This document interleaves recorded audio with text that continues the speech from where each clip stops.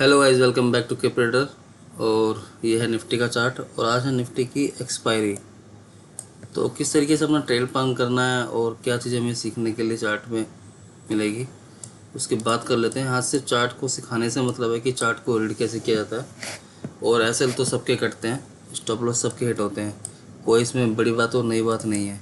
और एक विषय रहेगा कि टारगेट हम कैसे निकालते हैं।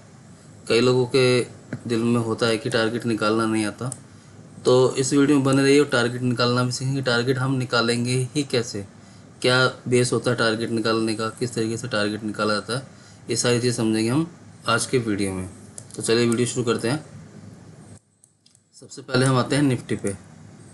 ठीक है, निफ्टी पे आके हम क्या देखते हैं कि यहाँ पर एक था कंसोलिडेशन। ठीक है, जैसे कि फॉर एग्जांपल अगर मार्केट ने इस कंसोलिडेशन को, मैं लाइन चार्ट पर चलता हूँ क्योंकि मेरे को बेस्ट लगता है लाइन चार्ट। ठीक है, अगर मार्केट ने इस कंसोलिडेशन को निकाला है, ठीक है, ये भी कंसोल अभी जो चल रहा है वो है, बाकी स्टॉक्स में भी देखेंगे अभी। तो टारगेट हम इसका कैसे निकालेंगे, तो देखो इस कंसोलिडेशन को ब्रेक किया है तो जो ये कंसोलिडेशन है इसकी रेंज है यहाँ से, ये हाई हम मार्क कर देते हैं। ठीक है, बॉटम टू हाई। तो यानी कि जो चैनल है पैरेलल, मेरा जो ये लाइन चैनल की लगी हुई है, ये देखिए आप, यानी कि इसकी डेप्थ, यानी कि ये जो डेप्थ है यही इसका ब्रेकआउट के बाद टारगेट होता है। ठीक है, नंबर वन। अभी तो ये है, बाकी अब जब किसी और का भी चार्ट ओपन करेंगे तो उसका भी टारगेट निकालना हम सीखेंगे। तो ऑलमोस्ट ऑलमोस्ट देखो इस चैनल ने तो अपना टारगेट पूरा कर दिया है, तो अब आगे क्या हो सकता है उसको भी समझने की कोशिश करेंगे। अभी थोड़ा सा रहता है 24,838 840 तक, यानी कि 100 पॉइंट की अभी टारगेट के हिसाब से और इसमें गुंजाइश हमें देखने के लिए मिल सकती है। 100 पॉइंट अपने आज पूरे कर सकता है। तो अब हम क्या करते हैं, देखो एक तो क्या है कि ये रूम यहाँ पर खाली है। ठीक है, पूरा रेड जोन है, समझ रहे हो, कहीं कोई स्टॉप नहीं है। स्टॉप मतलब कहीं कुछ इस तरीके से कैंडल प्राइस एक्शन नहीं बना है, कंटिन्यू एक लाइन में फॉल है। अगर यहाँ से मार्केट ऊपर की तरफ जाना करती है तो मोस्ट प्रोबेबिलिटी होती है कि मार्केट अपने टॉप तक, जहाँ से वो फॉल दिखाया उसने, वहाँ तक ज़रूर मार्केट जाता है। ये कुछ बहुत बेसिक बातें हैं और ये बातें कोई नहीं बताएगा वो किस तरीके से टारगेट निकाल लेता है और क्या टारगेट किस तरीके से एनालिसिस कर सकते हैं। तो वीडियो में बने रहिए, ध्यान से जरूर देखिए इस वीडियो को। अगर आप बिगनर है तो आपको बहुत हेल्प मिलेगी और बाकी जिनको आता है उनको आता ही है। तो इस तरीके से हम लोग टारगेट हम निकालते हैं। पहला टारगेट निकालने का तरीका ये हो गया। दूसरा कि अब हम यहाँ पर क्या देखते हैं कि एक यहाँ पर है डब्लू पैटर्न, देख सकते हैं आप। ठीक है, अब यहाँ तक तो डब्लू पैटर्न कंफर्म नहीं था, पर ये रिस्क हमें लेना होगा कि इसको नेकलाइन कंसीडर करके जो प्रोबेबिलिटी का दिन आएगा, ये बन चुका है हालांकि। ठीक है, तो प्रोबेबिलिटी के दिन जो आएगा तो ये अपना टारगेट मोस्ट है कि 25,000 तक ये अपना टारगेट पूरा कर सकता है, या 25,000 के आसपास तक, क्योंकि डब्लू पैटर्न की जब नेकलाइन ब्रेक होती है तो टॉप तक जरूर जाता है। तो इस तरीके से हम टारगेट, और स्टॉप लॉस जो होता है हमारा इसके स्विंग पर होता है यहाँ पर। ठीक है, और टारगेट होता है ये इसकी नेकलाइन। तो स्टॉप लॉस भी हम यहाँ पर रख सकते हैं और टारगेट हम यहाँ पर रख सकते हैं। कोई टाइम फ्रेम से मतलब नहीं है, यहाँ पे अभी 1 डे का टाइम फ्रेम है हमारा। ठीक है, और ये 5 मिनट 10 मिनट और हर टाइम फ्रेम पे स्टॉप लॉस भी ये होगा और टारगेट भी ये होगा। बैठना पड़ेगा, पेशेंस दिखानी पड़ेगी, ये सारे काम हमें करने ही पड़ेंगे। तो चलिए फिलहाल जो दिख रहा था मुझे अभी टारगेट के लिए वो मैंने बता दिया आपको। इस तरीके से हम लोग टारगेट निकालते हैं। तो अब कर लेते हैं निफ्टी का एनालिसिस। आज है निफ्टी की एक्सपायरी और प्रीमियम मार्केट खाने की तैयारी करेगा, या आज मार्केट देगा एक बहुत अच्छा सा मूव। क्योंकि यहाँ पर अगर हम चार्ट की बात करें, ठीक है, तो यहाँ पर हमें एक बड़ी कैंडल तो देखने के लिए मिली है तेज़ी वाली, पर यहाँ पे बहुत छोटी छोटी सी कैंडल ही बनी है और ऐसे ही हमारा इंडिकेट कर रहा है कि मार्केट अभी तेज़ी की ही तरफ है। ठीक है, तो जब तक मार्केट 80-90 तक नहीं आता, जब तक तो गिरने के चांसेस कम है। छोटे मोटे देखो गिरावट होती रहती है मार्केट में, पर ये स्ट्रेंथ दिखाता है आरएसआई कि हाँ भाई मार्केट एक अप ट्रेंड में है। इस तरीके से आप इसको कन्वर्ट कर सकते हैं अपने एनालिसिस के अंदर, इसको मतलब कि शामिल कर सकते हैं। तो चलिए अब क्या करना है हमें, अब वो देख लेते हैं। तो लाइन चार्ट पे हम फिर से आते हैं। देखो इस तरीके से यहाँ पे स्विंग दिख रहा है ऊपर 25,000 पे, वही बात हुई थी अभी। लाइन चार्ट जरूर यूज़ कीजिए, मैं बहुत यूज़ करता हूँ इसको। पर एक हडल अभी क्या है हमारे पास, एक स्विंग हमारा अभी ये भी है। अगर इस लेवल को मार्केट ब्रेक करेगा, ये जो है मैं लगा देता हूँ रेजिस्टेंस, और ये हो गया आपका नेक्स्ट लेवल। ठीक है, अब ये देखो सब कुछ निकल के आता है चार्ट पर ही, कहीं जाने की ज़रूरत नहीं है। खुद से सीखिए और खुद से करिए।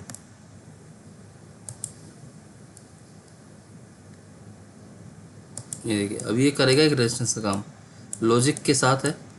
मैं आपको एक्सप्लेन भी करता हूँ कि यहाँ पर हम यहाँ से नीचे की तरफ डाउन साइड हमने देखा, अगेन इस एरिया पे आने के बाद डाउन साइड देखा, और अगेन इस एरिया पे आने के बाद हमने डाउन साइड देखा है।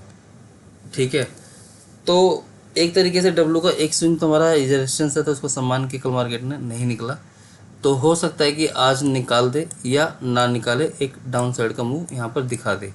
अगर तेज़ी आएगी तो पूरी एक कैंडल यहाँ पर खड़ी हो सकती है, क्योंकि मार्केट सरप्राइज़ करती है कि सब लोग जहाँ पे शॉर्टिंग करते हैं वहीं पे मार्केट अपना रूप दिखाती है, और एसएल जो होते हैं हंटिंग करती है।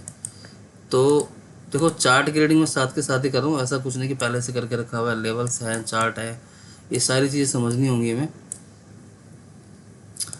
तो अब मार्केट क्या कर सकता है कि अब ये डाउन साइड का मूव दिखा सकता है, क्योंकि साइड वेज में निकला है कंसोलिडेशन में, तो एक तरफा मूव मार्केट के अंदर आता है जो कंसोलिडेशन में मार्केट निकलता है। तो बीच बीच में हमें रेड कैंडल भी देखने के लिए मिलेगी, हो सकता है कि आज एक रेड कैंडल यहाँ पर हमें देखने के लिए मिल जाए, इस तरीके से भी पॉसिबिलिटीज़ हो सकती है।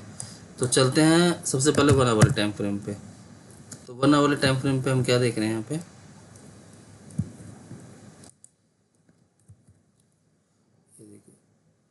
सबसे पहले चलो एक ट्रेन लाइन का भी सपोर्ट ढूंढ लेते हैं। देखो RSI यहाँ पे 71 दिखा रहा है। ठीक है, अभी ओवर सोल्ड में नहीं है, तो अब हम यहाँ पे देख लेते हैं कि क्या कोई पैटर्न हमें मिल रहा है 1 आवर टाइम फ्रेम पे। पैटर्न जरूर ढूंढिए, देखो पैटर्न ढूंढो, सपोर्ट रेजिस्टेंस ढूंढो, और ऑप्शन चेन ढूंढो। ऑप्शन चेन मैं नहीं ढूंढता क्योंकि एक्सपीरियंस अब हो चुका है ऑप्शन चेन का। ठीक है, और पैटर्न मैं ज़रूर ढूंढता हूँ, और सपोर्ट रेजिस्टेंस ज़रूर ढूंढता हूँ। एक बार चलते हैं मंथली के टाइम फ्रेम पे। तो मंथली जो सपोर्ट स्ट्रॉन्ग है हमारा, देखो मार्केट यहीं से ही अप मूव लगा के चला गया। ये चीज़ें ना कोई देखता नहीं है और कोई बताता नहीं है। पहली बात तो अगर ये सपोर्ट है, देखो एक एक कैंडल का सपोर्ट होता है, एक एक कैंडल का, और एक एक कैंडल का रेजिस्टेंस शो करता है। अगर इस कैंडल को मंथली कैंडल के हाई को निकालेगा तो मार्केट तेज़ी से फिर एक कैंडल यहाँ पे खड़ी हो जाएगी 26,000 तक के लिए। इन बातों को जरूर ध्यान रखिए। और ये देखिए डोजी कैंडल बनी हुई है टॉप पर, वो भी, और डोजी कैंडल का जब हाई मार्केट निकालती है तो यहाँ पर एक और डेढ़ कैंडल के करीब जरूर मिलता है। हो सकता है कि विग बॉडी बना के यहाँ से विग बना के वापसी आ जाए मंथली कैंडल पे। तो ये चीज़ें कुछ बेसिक है, मैं बता रहा हूँ ना, आप लोगों को जरूर ध्यान रखना। तो और वीकली पे चलते हैं रेजिस्टेंस ढूंढने के लिए, सपोर्ट ढूंढने के लिए। तो देखिए ऐसा कुछ भी नहीं दिख रहा। हाँ, वीक पे हमें क्या चीज़ दिखाई दे रही है वो बहुत इंपॉर्टेंट करता है। अब देखने की कोशिश कीजिए, अगर मैं यहाँ से इस स्विंग से और इस बॉटम से और इस तरीके से हायर हाई लो ड्रॉ करूँ तो क्या दिख रहा है वो आपको। हो सकता है कि मार्केट यहीं से नीचे की तरफ गिरे। ठीक है, वीकली टाइम फ्रेम की बात हो रही है। और हो सकता है कि अप निकाल के डबल बॉटम यहाँ जरूर बनाए, और यहाँ जरूर शॉर्टिंग होगी। इस एरिया पे भी शॉर्टिंग हो सकती है और इस एरिया पे भी शॉर्टिंग हो सकती है। ठीक है, इस तरीके से। और हो सकता है कि मार्केट इसी रेंज में ही कुछ टाइम हमें बेताने का मौका मिले, और इसका अगर ब्रेकआउट आएगा तो ये एक एन पैटर्न कहलाएगा, और फिर तो शानदार तेज़ी देखने के लिए मिलेगी।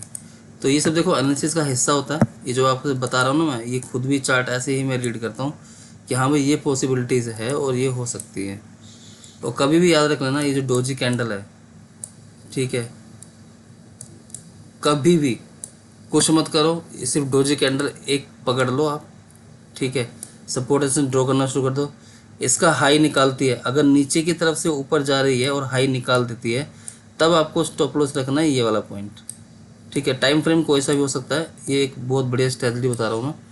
और इसके स्टॉप लॉस आपकी इसकी बॉडी के बस जस्ट नीचे लो पे रखना है, और टारगेट ऊपर तक के स्विंग के हम ले सकते हैं ईजिली, ठीक है। और अगर यहाँ पर इनफैक्ट मान लो कि अगर डोजी यहाँ से ब्रेक कर रही है, नीचे की तरफ जा रही है, ठीक है, यहाँ कोई सपोर्ट, जैसे यहाँ तो सपोर्ट थी तो यहाँ से मार्केट ऊपर की तरफ ले गया, अगर यह सपोर्ट नहीं होती तो ये पूरा डोजी तक आता, तो फिर क्या होता कि डोजी पर एक बाइंग जरूर करते, ठीक है। और अगर डोजी का ब्रेकआउट हो जाता तो फिर हम सेलिंग साइड ही बैठते हैं और हमें लंबे टारगेट हमें देखने के लिए मिलते हैं, दोनों साइड से ऐसा होता है।